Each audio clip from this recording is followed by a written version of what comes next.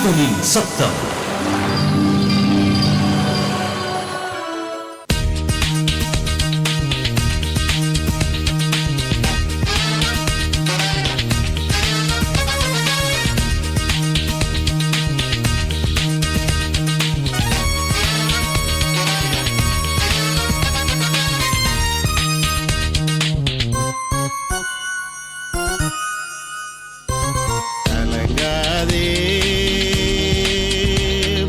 கலங்காதே, கர்த்தர் உனக்குள் இருக்கிறபடியால் கலங்காதே, கலங்காதே, கலங்காதே, கர்த்தர் உனக்குள் இருக்கிறபடியால் கலங்காதே.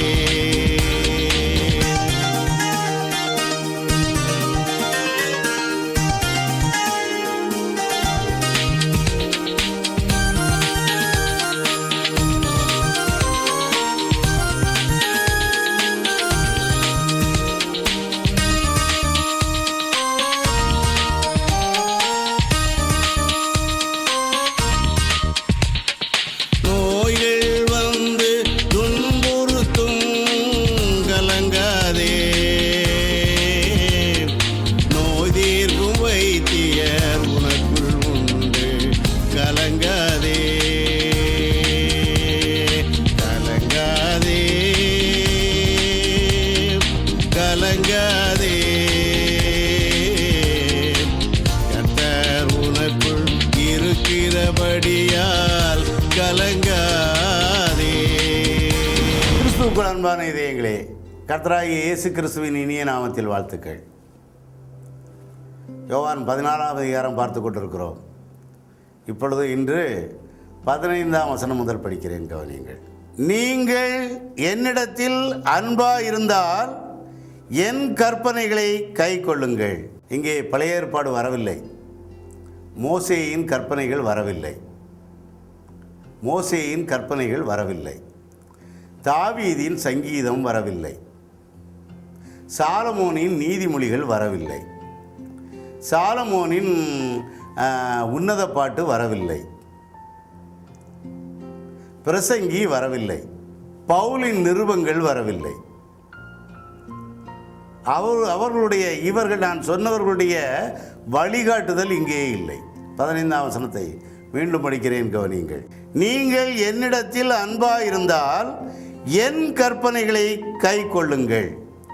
இவருடைய கற்பனைகள் மத்தேயு 5ஆம் அதிகாரம் 6ஆம் அதிகாரம் 7ஆம் அதிகாரத்தில் தெளிவாக்கப்பட்டிருக்கிறது. மீண்டும் மீண்டும் படியுங்கள். உங்கள் பிள்ளைகளுக்கும் அதை படிக்கச் செய்யுங்கள். அவைகளை மனதிலே பதிய செய்யுங்கள். வாழ்க்கை பிரகாசமாக மாறிவிடும். இந்த குறைந்த மாய உலகத்தின் வாழ்க்கை மட்டுமல்ல வாழ்க்கை, அதன் பிறகும் நித்திய ஜீவனோடு வாழ்கின்ற வாழ்க்கை உண்டு. அந்த வாழ்க்கைக்கும் நம்மை அழைத்து சென்றுவிடும். எல்லோரும் சொல்லுகிறது போல நம்முடைய ஆன்மா சாந்தி அடையும், அலைந்து கொண்டு இருக்காது, ஆக்கினை தீர்ப்புக்குள் வராது. கந்தகமும் அக்னியும் கந்தகமும் எரிகிற கடலுக்குள் தள்ளப்பட மாட்டோம். நரக வேதனை அடைகின்ற இந்த ஈன பிறவியை மீண்டும் பிறந்து வேதனைகளை அனுபவிக்க மாட்டோம். இதற்கு 15ஆம் வசனத்தை மீண்டும் ஒரு முறை படிக்கிறேன், கவனியுங்கள். நீங்கள் என்னிடத்தில் அன்பாயிருந்தால் என் கற்பனைகளை கை கொள்ளுங்கள். நான் பிதாவை வேண்டிக் கொள்ளுவேன், அப்பொழுது என்றென்றைக்கும் உங்களுடனே கூட இருக்கும்படிக்கு சத்திய ஆவியாகிய வேறொரு தேற்றரவாளனை அவர் உங்களுக்கு தந்தருளுவார். நான் வேண்டிக் கொள்வேன், இந்த ஜீவனுக்குள் பிரவேசித்து என்னுடைய வார்த்தைகளை என்று கர்த்தராகிய இயேசு கிறிஸ்து ஆரம்பத்திலிருந்து சொல்லிக்கொண்டே வருகிறார். என்னுடைய கற்பனைகள் அவைகளை நீங்கள் கை கொள்கின்ற போது நான் இறைவனிடத்தில் வேண்டுவேன். இறைவன் ஒரு சத்திய ஆவியானவரை உங்களுக்குள் அனுப்புவார். அந்த சத்திய ஆவியானவருடைய வேலை என்ன தெரியுமா? அந்த சத்திய ஆவியானவருக்கு வேறு பெயர் உண்டா? பரிசுத்த ஆவி என்று பெயர் உண்டு. பரிசுத்த ஆவி என்ற வார்த்தைக்கு நல்ல தமிழில் சொல்வதானால் தூய்மையான ஆவி, தூய்மையான சிந்தனை, தூய்மையான எண்ணங்கள். என் மனதிலிருந்து என் மூளைக்குள் இருந்து பிறக்கின்ற உத்தரவுகள் அனைத்தும் பரிசுத்தமானதாக இருக்கும். இருதயம் சுத்தமடையும். இருதயத்தில் சுத்தமுள்ளவர்கள் பாக்கியவான்கள், அவர்கள் தேவனை தரிசிப்பார்கள். இருதயத்தில் சுத்தம் என்பது சத்திய ஆவியானவரால் உண்டாக்கப்படுகிறது. அந்த சத்திய ஆவியானவர் நமக்குள்ளே, எனக்குள்ளே, உனக்குள்ளே தங்குகிறார் என்று சொல்கிறார். நிரந்தரமாக மனதில் வைத்துக் கொள்ள வேண்டும். நிரந்தரமாக அந்த சத்திய ஆவியானவர் எனக்குள் தங்க வேண்டும். அவருக்குத்தான் பெயர் பரிசுத்த ஆவி. இது கர்த்தராகி இயேசு கிறிஸ்து கொடுக்கிற பரிசுத்த ஆவி. அந்த கர்த்தராகிய இயேசு கிறிஸ்து தன்னுடைய பிதாவாகிய பரம்பொருளிடத்திலிருந்து பெற்று நமக்கு தருகிறார். இறைவனை ஒருவனும் ஒருபோதும் கண்டதில்லை, குமாரனே அவரை அறிவார். இந்த இறைமகன் தேவகுமாரன் இறைவனிடத்திலிருந்து பெற்று பரிசுத்த ஆவியை நமக்குள் தருவார். நமக்குள் என்றால் ஒவ்வொரு தனி நபருக்குள்ளும் என்று பொருள். கூட்டத்தோடு சேர்ந்து அதுவும் அசைபாடுகின்ற பொருள் அல்ல. எனக்குள் இருந்து, என் மூளைக்குள் இருந்து எனக்கு உத்தரவுகளை பிறப்பிக்கின்ற அந்த பரிசுத்த ஆவி, அதற்கு சத்திய ஆவி என்று பெயர். இந்த சத்திய ஆவியானவரை அவர் அனுப்புவார். அவருக்கு ஒரு பெயர் தேற்றரவாளன். பின்னால் வருகிறது, படித்து பாருங்கள், தெரியும். தேற்றரவாளன். தேற்றரவாளன் என்ற வார்த்தைக்கு சரியான தமிழில் பொருள் சொல்வதானால், நான் சிரமப்பட்டு நிற்கின்ற போது அல்லது செயல் இழந்து நிற்கின்ற போது அல்லது ஆதரவற்று நிற்கின்ற போது, என்ன செய்வதென்றே தெரியாமல் விழித்துக் கொண்டிருக்கின்ற போது, அது கடன் தொல்லையாக இருக்கலாம், மனைவியினால் ஏற்பட்ட தொல்லையாக இருக்கலாம், பிள்ளைகளால் ஏற்பட்ட தொல்லையாக இருக்கலாம், நோயினால் ஏற்பட்ட தொல்லையாக இருக்கலாம். எந்த தொல்லையானாலும் அதிலே நாம் சுருண்டு போகிறோம். நானும் சுருண்டு போகிறேன், நீங்களும் சுருண்டு போகிறீர்கள். வேதனைகளால் நொந்து நூலாகிறோம். அந்த நேரங்களில் நம்மை தேற்றுகின்ற தேற்றரவாளன் தான் இந்த பரிசுத்த ஆவியானவர். நம்மை தேற்றுகின்ற தேற்றரவாளன். உங்களை திக்கற்றவர்களாக விடேன். நீங்கள் பாதுகாப்பு அற்றவர்கள் அல்ல. உங்களுக்கு உதவுவதற்கு யாருமே இல்லையே என்ற கவலை உங்களுக்கு வேண்டாம். பிதாவினால், இறைவனால் வழங்கப்பட்ட ஒரு தேற்றரவாளனை உங்களுக்குள் தருகிறேன். 2000 ஆண்டுகளுக்கு முன்னால் சொல்லிவிட்டார். அது இருக்கிறது. ஒவ்வொரு மனிதனுக்குள்ளும் இந்த கிறிஸ்துவினால் வழங்கப்பட்ட பரிசுத்த ஆவி இருக்கிறது. ஜீவனுக்குள் பிரவேசித்த அத்தனை பேருக்கும் இந்த பரிசுத்த ஆவி இருக்கிறது. அவன் இருதயம் சுத்தமாக இருக்கிறது. அந்த சுத்தமாக இருக்கின்ற இதயத்தில் இறைவன் வாழுகிறான்.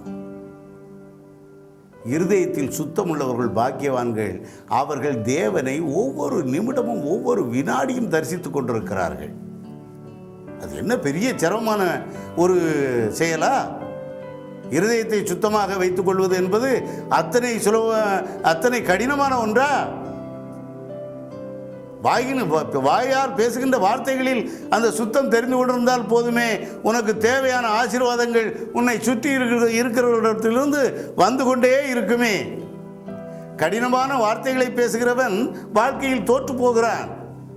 இனிமையான வார்த்தைகளை பேசுகிறவன் வாழ்க்கையில் வெற்றி பெற்று விடுகிறான். ஏன்? அவனுக்குள் இறைவன் வாசம் செய்கிறார் என்பதுதானே பொருள். ஆக இந்த தேற்றரவாளன் எனக்குள் நிரந்தரமாக தங்கி விடுகிறார்.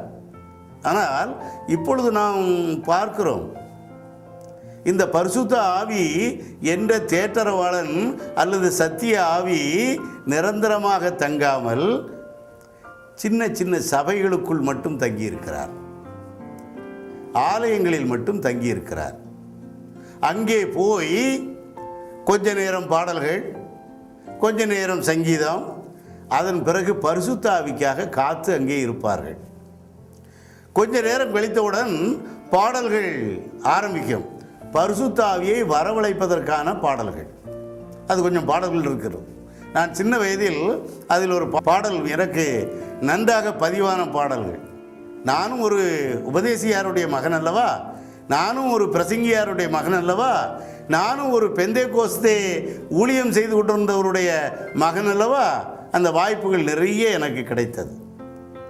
அதுபோக நான் பயிற்சி பெற்ற இடமும் இந்த வேத புத்தகத்தை ஆராய்ந்த இடமும் தானியல் பாஸ்டர் என்ற மிக உயர்ந்த நிலையில் ஊழியம் செய்து கொண்டிருந்தவருடைய வாதங்களில் 6 ஆண்டுகள் அவர்கள் நடத்திய அநாதை இல்லத்தில் ஜெர்மன் உதவியோடு நடத்திய அந்த ஆர்பனேஜில் 6 ஆண்டுகள்.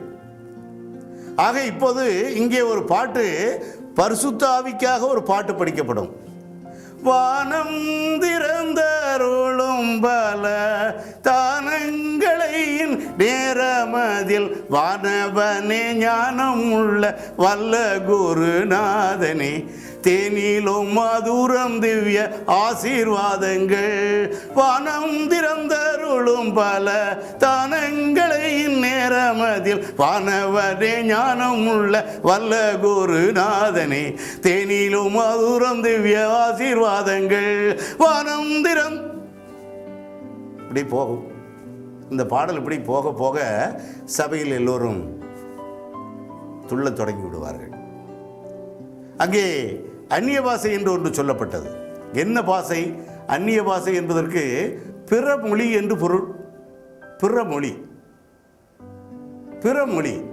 அது என்ன மொழி என்று இதுவரை யாரும் ஆராய்ச்சி செய்து சொல்ல முடியவில்லை. அந்த வார்த்தைகள் என்ன மொழியில் இருக்கிறது என்று யாரும் சொல்ல முடியவில்லை. இப்படி ஒரு கண் கட்டப்பட்ட நிலையில் பரிசுத்த ஆவி, அதற்கு பிறகு எல்லாரும் ஆடி முடித்து விடுவார்கள். முடித்த பிறகு இந்த வேகத்தில் மாமிச உணர்வூட்டுதல் அடிப்படையில், மாமிச உணர்வூட்டுதல் அடிப்படையில் மாமிசம் ஜம்ப் பண்ணி தனக்கு வேண்டாதவளுடைய அருகிலே சென்று விடுவார்கள். இந்த பரிசுத்த ஆவி நின்றவுடன் எட்டி கண்ணை விழித்து பார்த்தால் அங்கு வேண்டாத ஒரு நபர் அருகில் இருப்பார்கள். மிக வேகமாக அங்கிருந்து இந்த பிசாசின் மகளின் இடத்திலா வந்து விட்டோம் என்று விலகி பழைய இடத்திற்கு செல்வதை காண முடியும். கண்டிருக்கிறேன். சில நிமிடங்கள் மட்டுமே இந்த பரிசுத்த ஆவி வந்து அந்நிய பாஷை பேசி தீர்க்க தரிசனம் சொல்லி, இந்த விஷத்தை விதைத்தவன் யார்? இந்த விஷத்தை விதைத்தவர் யார்? இது போன்ற விஷத்தை விதைத்தவன் யார்? நிருபங்களை எழுதிய பவுல் அல்லவா? ஆன்டி கிரைஸ்ட் அல்லவா? நிரந்தரமாக என் தலைவராகிய கர்த்தராகிய இயேசு கிறிஸ்துவினால் கொடுக்கப்பட்ட தேற்றரவாளனை சில நிமிடங்கள் மட்டும் முடித்துவிட்டு வெளியில் வந்தால் இதில் மறைப்பதற்கு ஒன்றுமில்லை. இதில் இந்த பரிசுத்த ஆவி என்ற அக்கினி இறங்கி, அக்கினினா நெருப்புன்னு அர்த்தம். தீப்பிடிச்சிடும். தீப்பிடிச்சு பொசுங்கி போகுது. தீப்பிடிச்சு பொசுங்கி போய் வீட்டுக்கு வந்த உடனே அங்கே புருஷன் கோயிலுக்கு வந்திருக்க மாட்டார். அவர் அவருடைய நண்பர்களோடு அல்லது வேற எங்கேயாவது போயிட்டு அல்லது வீட்டில் படுத்திருப்பார். ஞாயிற்றுக்கிழமை ரெஸ்ட் இல்லைன்னு சொல்லி அவருக்கு 6 நாள் கடுமையாக உழைச்சிட்டு 7வது நாள் இந்த அம்மாவுக்கும் சேர்த்து சாப்பாடு போடுற, பிள்ளைகளுக்கும் சாப்பாடு போடுற, அவங்களுடைய தேவைகளெல்லாம் சந்திக்கிறதுக்கு கடுமையாக உழைச்சிட்டு, சாந்த குணத்தோடு உழைச்சிட்டு, பொறுமையோடு உழைச்சி நல்ல சம்பாத்தியம் பண்ணி சாப்பாடு போட்டுக்கிட்டு இருக்கிற அந்த கணவன் வீட்டிலே ஓய்ந்திருப்பார். இங்கே வந்தவுடன் அவர்கள் பேசுகின்ற வார்த்தைகள், ஏ பிசாசி மகனே, நீ கோயிலுக்கு வந்து அந்த ஆசீர்வாதத்தை வாங்காமல் போயிட்டியே, பரிசுத்த ஆவியானவர் அங்கே எப்படி அசைவாடினார் தெரியுமா? இந்த வீட்டுக்கு சாபமே நீ கோயிலுக்கு வராதனால தான். இப்படி அங்கே தாளிப்பு நடக்கும், மணக்கும். சுற்றி இருக்கிற வீட்டுக்கெல்லாம் கடுகு பொரியிற வாசனை அடிக்கும். இதற்கு பெயர் பரிசுத்தாவி அல்ல, இது பவுலினால் வழங்கப்பட்ட மாமிசத்திற்கு ஏதுவான ஆவி. கர்த்தராகிய இயேசு கிறிஸ்துவினால் வழங்கப்பட்ட பரிசுத்தாவி வேறு, அது உனக்குள் நிரந்தரமாக தங்கியிருக்கும். இந்த வசனங்களுக்கு அது விளக்கம் தரும், உன் வாழ்க்கையை சீர்படுத்தும், உன் வாழ்க்கையை சீர்படுத்தும். அங்கே தீர்க்க தரிசனம் மற்றவர்களுக்காக சொல்லப்படும். இந்த பரிசுத்த ஆவி உனக்குள் இருந்து உன் பாவத்தை குறித்தும் உன் நீதியை குறித்தும் உனக்கு கண்டித்து உணர்த்தும். நீ செய்கிற தவறுகளை உனக்கு கண்டித்து உணர்த்தும். அப்படி செய்யாதே, கிறிஸ்துவனுடைய வார்த்தையை பார், இப்படி செய், இப்படி பேசாதே, கர்த்தராகிய இயேசு கிறிஸ்து சொன்ன கற்பனைகளை பார், இப்படித்தான் பேச சொல்லுகிறார். அன்பு காட்டு, கோபத்தில் பேசாதே. நீ அன்பு காட்டி அவர்கள் உன்னை ஏசினாலும் தவறில்லை, உன்னை அற்பமாக எண்ணினாலும் தவறில்லை, நீ அன்பு காட்டு. இது பரிசுத்த ஆவியானுடைய உத்தரவு. அவள் கொட்ட கொட்ட நான் குறிந்து கொண்டிருந்தேன் என்றால் என்னை கோமாளி ஆக்கி விட மாட்டாளா? என்னை கோமாளி ஆக்கி விட மாட்டாளா? அதனால் பதிலுக்கு பேசித்தான் ஆக வேண்டும். இது பவுலின் ஆவி. வித்தியாசத்தை தெரிந்து கொள்ளுங்கள். பரிசுத்த ஆவி என்பது பாவத்தை குறித்தும் நீதியை குறித்தும் நியாய தீர்ப்பை குறித்தும் எனக்குள் இருந்து என்னை கண்டித்து உணர்த்த வேண்டும். அதே போல தேற்றரவாளன் என்ற பெயரும் உண்டு.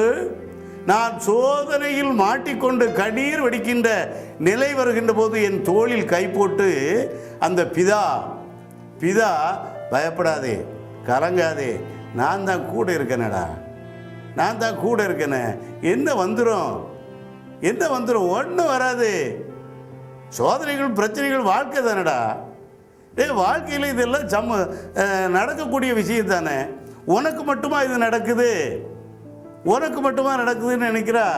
எல்லாருக்கும் எனக்கும் நடந்ததடா. நானும் மனுஷ ரூபத்தில் வந்த உடனே எனக்கும் எவ்வளவு சோதனைகள் இருந்தது. நான் ஒரு சத்தியத்துக்காக போகிறேன்னா பிறருக்காக தான் வாழ்ந்தேன். என்னை ஏற்றுக்கிட்டானா?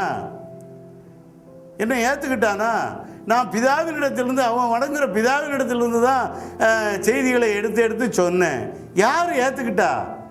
பதிலுக்கு அந்த வேதபாரகனும் பரிசையினை என்னை அடித்து சித்திரவதை தானே பண்ணனான், காரியம் துப்பு நானே அனுபவிக்கலையா? எல்லாத்தையும் நான் அனுபவிச்சு தானடா உனக்கு வழி காட்டியிருக்கேன். பயப்படாத, கவலைப்படாத, சோர்ந்து போகாதே, துணிச்சலாக ஓடிக்கிட்டே இரு. உனக்கு வழி, நல்ல வழியை காட்டியிருக்கேன். என்னை விடவா நீ வேதனைப்பட்டுற போறா? என்னை விடவா அந்த மாமிசத்தில் நீ வேதனை அனுபவிச்சிட போறா? புலம்புனா என்னென்ன கேள்விகள்லாம் கேட்டாங்க, அமைதியா இருக்கல, துயரங்களை தாங்கிக் கொள்ளவில்லை. துயரப்படுகிறவர்கள் பாக்கியவான்கள், அவர்கள் ஆறுதல் அடைவார்கள் என்று வழியை உனக்கு சொல்லவில்லை. சொல்லி இருக்கிறேன். அவைகளை ஏற்றுக்கொண்டால் இந்த உலக பாடுகள், பிறவி, பெருங்கடல் இப்படித்தான் இருக்கும். இவைகளெல்லாம் நாம் நடக்க வேண்டியவைகளே. நீ சோர்ந்து போகாதே, அடுத்த வேலையை செய். இந்த தேற்றுதல் அந்த தேற்றரவாளனாகிய பரிசுத்த ஆவியிடமிருந்து உனக்கு கிடைக்க வேண்டும். இந்த தேற்றுதல் உனக்குள் இருந்து உனக்கு கிடைக்க வேண்டும். அப்படியானால் நீ பரிசுத்த ஆவியை பெற்றிருக்கிறாய் என்று அர்த்தம். நீ பரிசுத்த ஆவியை பெற்றிருக்கிறாய் என்பது உண்மையானால் அந்த பரிசுத்த ஆவி உன்னை இழுத்து கொண்டு இன்னொரு மனிதரிடத்தில் கொண்டு விடாது. இந்த மத்தேயுக்குள்ளும் யோவானுக்குள்ளும் இழுத்து செல்லும். இந்த சோதனையிலிருந்து விடுதலை அடைவதற்கு கர்த்தராகிய இயேசு கிறிஸ்து என்ன சொல்லியிருக்கிறார்? அதை தேடச் சொல்லும். தேடுகிறவன் கண்டடைகிறான். இந்த வசனங்களை, ஜீவ வார்த்தைகளை தேடுகிறவன் கண்டடைகிறான். அவருடைய கற்பனைக்குள் நுழைந்து என் சோதனைக்கு சரியான விடை என்ன என்று அங்கே ஆராய்ந்தால் அங்கே விடை கிடைக்கிறது. அப்படி விடை கிடைத்தவுடன் அப்படியே இருந்த இடத்தில் இருந்து கொண்டு தன்னுடைய மாமிச பலவீனங்களை மறந்து ஜீவசக்திக்குள் நுழைந்தால் அடுத்த வினாடி அந்த ஜீவசக்தி உனக்குள் இருந்து பேசும். அந்த ஜீவசக்தி உனக்குள் இருந்து கிறிஸ்துவோடு தொடர்பை ஏற்படுத்தும். கிறிஸ்து உனக்கு தேவையான அத்தனை உதவிகளையும் தந்து விடுவார். அவர்தான் இறைவன். அவர் உன்னுடைய நாசியினுடைய நுனிக்கு வெளியில் இருக்கிறார். அந்த கிறிஸ்துவுக்கு உன்னுடைய ஜீவசக்தியோடு நெருங்கிய தொடர்பு உண்டு. உனக்குள் இருக்கும் ஜீவசக்திக்குள் நெருங்கிய தொடர்பு உண்டு. கிறிஸ்து எனக்கு தூரமானவர் அல்ல, பிதா எனக்கு தூரமானவர் அல்ல. இந்த உணர்வுகள் யாருக்கெல்லாம் ஏற்படுகிறதோ, எப்பொழுதும் ஏற்படுகிறதோ, அவன் பரிசுத்த ஆவியை பெற்றவன் என்று அர்த்தம். இந்த பரிசுத்த ஆவி தூய்மையான ஆவி, சத்திய ஆவி. உன்னை சரியான பாதையிலும் நடத்தும். உனக்கு பிரச்சனைகள் ஏற்படுகின்ற போது உன்னை தாங்கவும் செய்யும், தேற்றவும் செய்யும். இந்த தேற்றரவாளனாகிய பரிசுத்த ஆவியானவரை நிரந்தரமாக வைத்துக்கொள். அதற்கு தேவையான ஆகாரம் உண்டு. இந்த பரிசுத்த ஆவியானவருக்கு தேவையான ஆகாரம் உண்டு. இந்த ஜீவனுக்கு தேவையான ஆகாரம் உண்டு, உணவு உண்டு. உணவு உண்டு. அந்த உணவு மத்தேயு 5ஆம் அதிகாரத்தில் இருக்கிறது. அதற்கான விளக்கங்கள் மத்தேயு கடைசி வரை, யோவான் கடைசி வரை, இன்னும் நீங்கள் போகலாம். அதை முழுமையாக அனுபவித்த பேதுருவிடத்தில் போகலாம், யாக்கோபினிடத்தில் போகலாம். இவர்களிடத்திலிருந்தும் அந்த பரிசுத்த ஆவிக்கு ஆகாரம் உண்டு. வேறு எங்கும் போகாதீர்கள். அவங்க இருக்கின்ற ஆவி இந்த கர்த்தராகிய இயேசு கிறிஸ்துவினால் சொல்லப்பட்ட ஆவி அல்ல. அவரவர் மாமிசத்தின் அடிப்படையில் சொல்லப்பட்ட ஆவி. இதை நீங்கள் பிரித்து பார்க்க வேண்டும். பிரித்து பார்த்துத்தான் ஆக வேண்டும். இது இந்த பரிசுத்த ஆவி மிக உயர்ந்தது, மிக உயர்ந்தது. இது நிரந்தரமாக தங்கக்கூடியது. அந்த நிரந்தர ஆவி உங்களுக்குள் வந்திருக்க வேண்டும். உங்களுக்குள் அந்த நிரந்தர ஆவி வருவதற்கு நீங்கள் இன்னும் பாருங்கள், 17ஆம் வசனம். உலகம் அந்த சத்திய ஆவியானவரை காணாமலும் அறியாமலும் இருக்கிறபடியால் அவரை பெற்றுக்கொள்ள மாட்டாது. அவர் உங்களுடனே வாசம் பண்ணி உங்களுக்குள்ளே இருப்பதால் நீங்கள் அவரை அறிவீர்கள். எங்கே இருக்கிறது? எங்கே இருக்கிறது? ஆலயத்திலா அல்லது எங்காவது கூட்டம் கூடியிருக்கிற இடத்திலா அல்லது சீசர்கள் எல்லோரும் சேர்ந்து இருக்கிற அந்த இடத்தில் மட்டும்தானா? மீண்டும் வாசிக்கிறேன், கவனிங்கள். உலகம் அந்த சத்திய ஆவியானவரை காணாமலும் அறியாமலும் இருக்கிறபடியால் அவரை பெற்றுக்கொள்ள மாட்டாது. உலகம் இந்த மாமிசம்.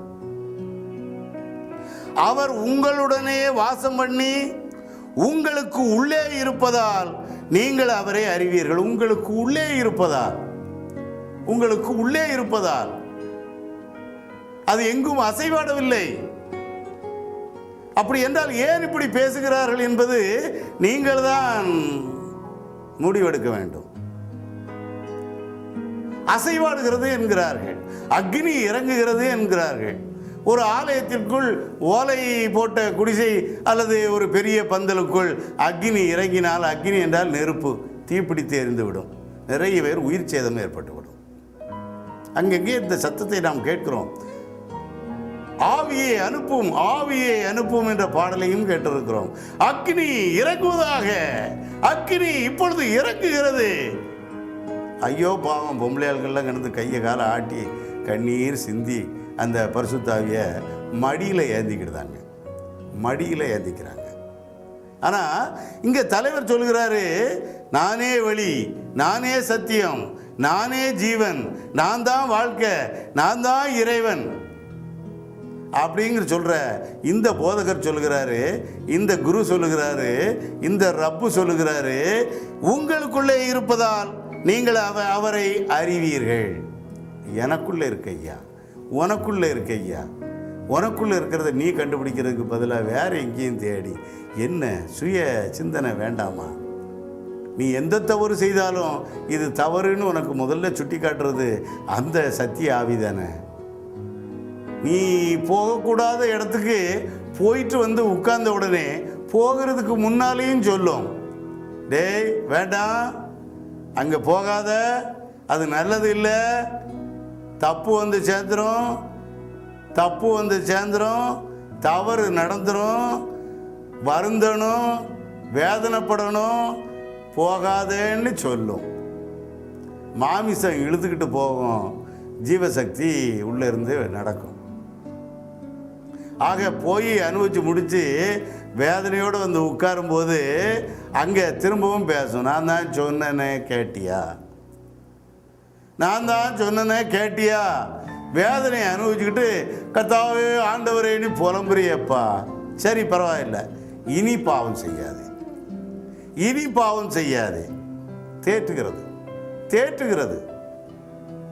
தேற்றுகின்ற தேற்றரவாளன் இவரை உள்ளே நிறுத்தி கொள்ள வேண்டும், பூரணமாக நிறுத்தி கொள்ள வேண்டும். அப்படி நிறுத்தினால் மட்டுமே நாம் கர்த்தராகிய இயேசு கிறிஸ்துவின் கற்பனைகளை ஏற்றுக்கொண்டவர்களாக கருதப்படுவோம். கர்த்தராகிய இயேசு கிறிஸ்து எனக்கு தலைவர், என் இறைவன் என்று சொல்லிக்கொண்டு இந்த பரிசுத்த ஆவியின் கட்டுப்பாட்டுக்குள் இல்லாமல் மாமிசத்தினுடைய கட்டுப்பாட்டுக்குள் இருந்து கொண்டு நாம் நம்முடைய சித்தத்தின்படியே செயல்பட்டு கொண்டிருந்தோமானால் பரிதவிக்க தகுந்தவர்களாக இருப்போம். இந்த உலக வாழ்க்கையும் வீணாகி வேதனையாகி போய்விடும். அந்த ஆகாயத்தில் பரதீசியில் இருக்கின்ற அந்த வாழ்க்கைக்குள்ளும் நுழைய முடியாமல் போய்விடும். அப்புறம் என்ன, பிறவி பெருங்கடல் தான். அக்னியும் கந்தகமும் எரிகிற இந்த பூமியில் திரும்பவும் பிறப்பு தான். இதே வேதனைகள் தான் தொடரும். இப்போவாது கொஞ்சம் பரவாயில்ல, இன்னும் நிறைய தவறுகளை செய்துட்டு இருந்தால் அடுத்த நாய் பிறவியாக கூட பிறக்கலாம். கர்த்தர் தாமே இந்த வார்த்தைகளை ஆசீர்வதித்து நம்முடைய வாழ்க்கை பாதையை முற்றிலுமாக மாற்றி எந்த குறைவும் இல்லாதவர்களாக நம்மை மாற்ற வேண்டும் என்று வேண்டி விடைபெறுகிறேன். வணக்கம்.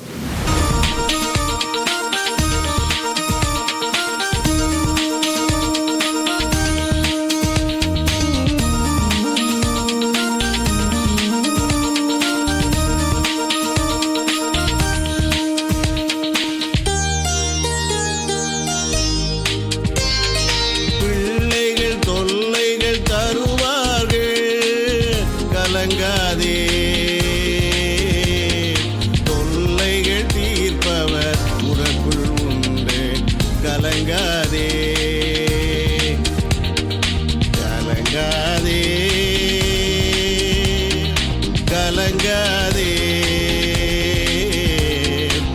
கர்த்தர் உனக்குள் இருக்கிறபடியால் கலங்காதே.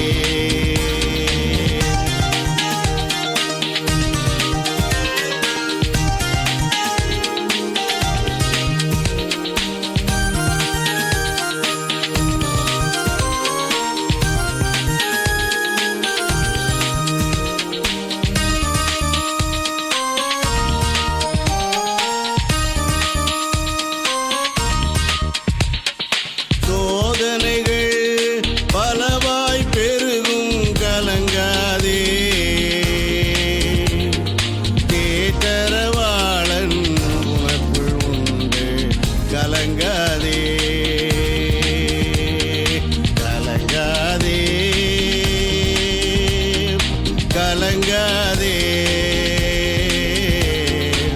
கர்த்தர் உனக்குள் இருக்கிறபடியால் கலங்காதே.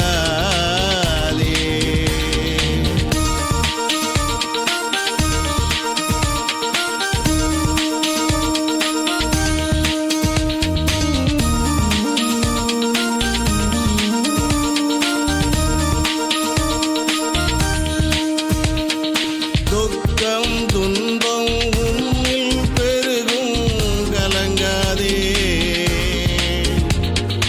இன்பம் தருபவர் உனக்குள் உண்டு, கலங்காதே, கலங்காதே,